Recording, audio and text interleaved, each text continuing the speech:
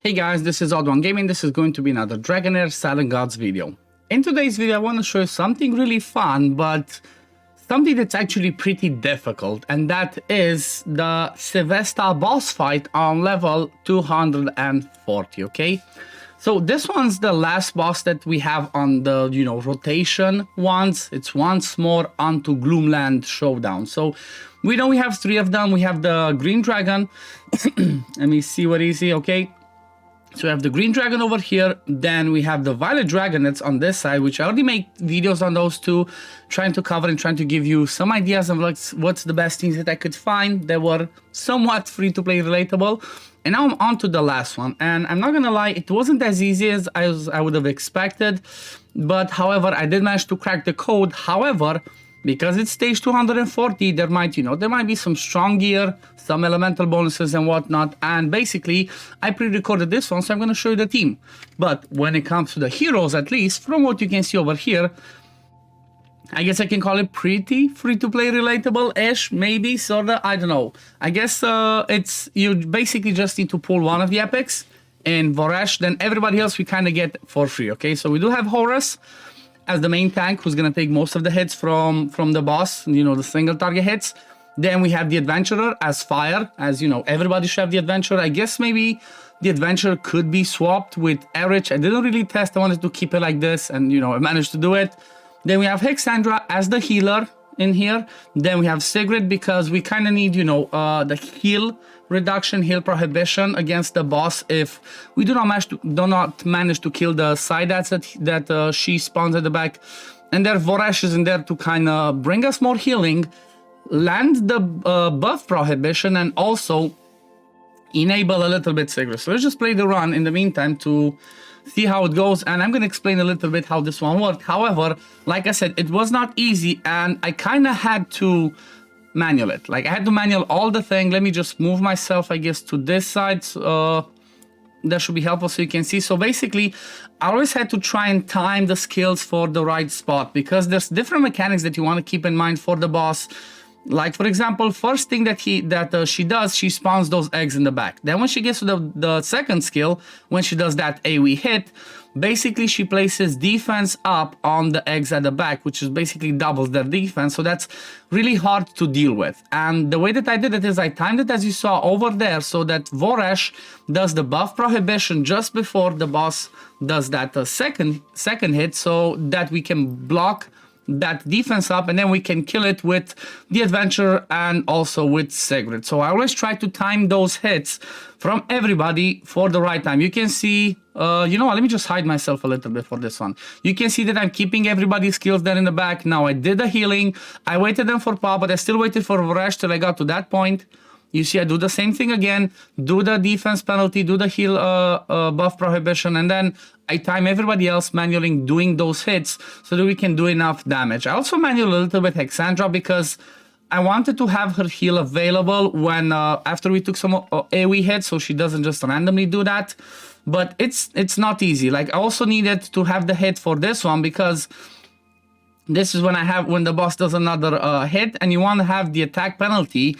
That's really important. You saw that I used my Sigrid, and you're going to see in the third time around, you saw that I used my Sigrid's attack penalty before this hit, and then before the ultimate, because those are the AoE hits, and because not everybody is built, extremely tanky, we're going to be taking some hits, and it's hard to be tanky and do enough damage and, combine everything, so, it was a bit difficult. However, you see that this was the tactic that worked. Always use the skill from Voresh at the same time, the smack from the Adventurer, then the hit with Sigrid as well to land the attack penalty, the heal prohibition, and basically just do the damage. And it kind of, it was successful. It required me to have a little bit, to do a little bit of testing with this one in order to do it, because it wasn't as easy. Also, you see this thing over here, okay? Because I timed it so that Voresh does the ultimate over here, I calculated the amount of skill. I'm going to show you with the builds. I calculated the amount of skill haste, kind of like that Voresh needed to land that, so that before the boss does this hit over here, the third hit, that basically charms the person with the highest attack, which in my case is Voresh. So I timed it so that he can come back to it before that happens. Because if I don't do that, then I'm not going to be able to do the attack down from, I even used that, you know, the hand to help me out.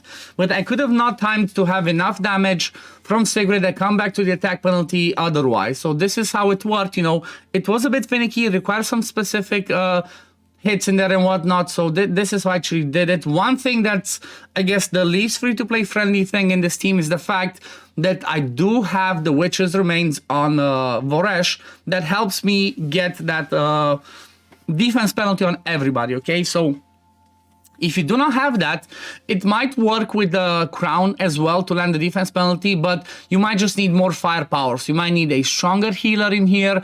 You might need maybe like a better attack instead of Horus. Maybe if you had if you had somebody like a Frurbas to help with some healing and the attack penalty, that might work better, so then you can pump out more damage. But otherwise, it's a bit tricky, and you know what?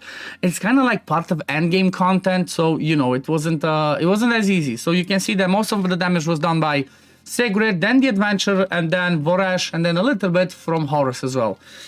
Now, if we move over to the builds, because I kind of showed the builds a little bit, I guess I can move myself a little bit to this side, because I'm going to go to the builds. Let's see.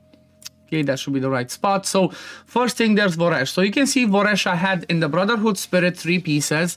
And then, like I mentioned with the Witch's Remains, I mostly focused to have enough accuracy to land my debuffs, and then as much attack as I could, because Voresh is basically my backup healer as well, because his battle skill heals his passive skills every time he does the ultimate or the battle skill based off of his attack. So that was Voresh. And also you see I had the 54 skill haste. That's roughly what you need.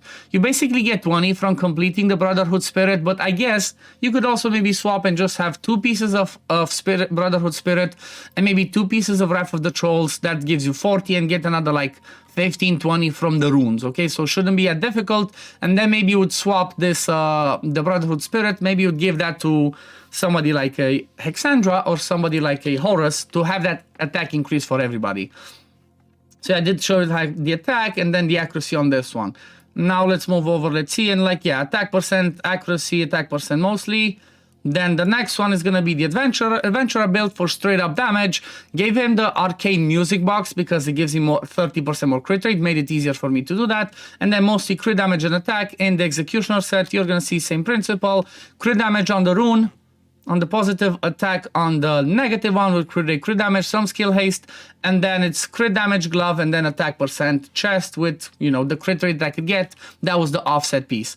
Next one is Horus. I gave Horus the Ancestral Protection, so he soaks up some of that damage. He's again mostly built tanky, and then with accuracy to have a chance to land his attack penalty from the battle skill, because that can come in clutch, you know, because we only have Sigrid as the attack penalty. Him having the attack penalty on the battle skill, even though it's not 100%, I did give him Ivoran's Arrow, which is, you know, kind of like the best one for him if you care about his attack penalty.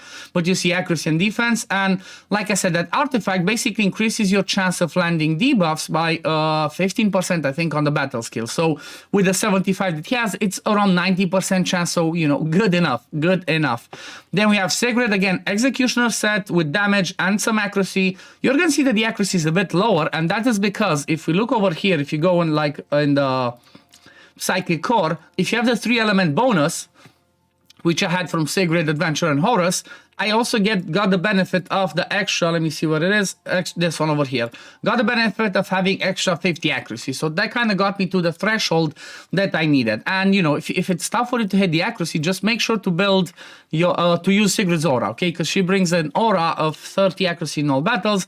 And again, you saw mostly damage, then accuracy on the negative rune. And then HP, I actually went with HP on the positive rune because she was too squishy, she was getting killed. So, you know, I adapted. Keep in mind, if you're too squishy, give more survivability. If you see that you're surviving, don't have enough damage, add more damage, you know. It might require a little bit of testing and adapting, but, you know, after you find it once, that's it, you're done. You can save that whole team and then you're good. And then we have Hexandra. I gave Hexandra, again, as much skill haste as I could because she's going to be the one. She's the only healer, and I want her to come back to that ultimate and the battle skill to heal as often as possible. And then I did make her tanky because she's the only one at the back, as you saw from the positioning. And when the things at the back that are spawned by the boss start attacking, she's going to be the one soaking up all that damage. So that's why I mostly focused on her survivability instead of going high enlightenment or attack. So went with 2 pieces of the Brotherhood Spirit, 2 pieces of Wrath of the Trolls, and then, you know, the epic artifact for healing, then as much skill haste as I could on this one, again, as much skill haste as I could on the positive rune as well, and then that's about it. And I think, yeah, I think that was it. That was it for the team. You know, it's not an easy one to build. It does require some specific stats, but at least, like I said, from the point of view of the heroes, it's as free-to-play friendly or as, you know, as relatable as I could. The only one, like I said, that you need to pull is Voresh in this team. I'm quite sure there could be some other things that you could try and test out in there, but at the end of the day, keep in mind the mechanics and the synergy. Those are the most important things. So, like I said, when it comes to the mechanics, you need to keep in mind the boss is going to spawn these things at the back that you're going to try and kill if you can, because it's going to give the boss some... this passive over here that takes more damage if you do manage to kill them before she does the, you know, the eating them at the end. Then the next one over here, you need to keep in mind or try to block this one and have attack penalty before the boss does this hit. And if you have someone that does buff prohibition, that could be helpful because you're gonna stop that increased defense, which, look at this is pretty huge. Let me move myself over there. And it's there for 20 seconds, so it's going to make it harder for you to kill.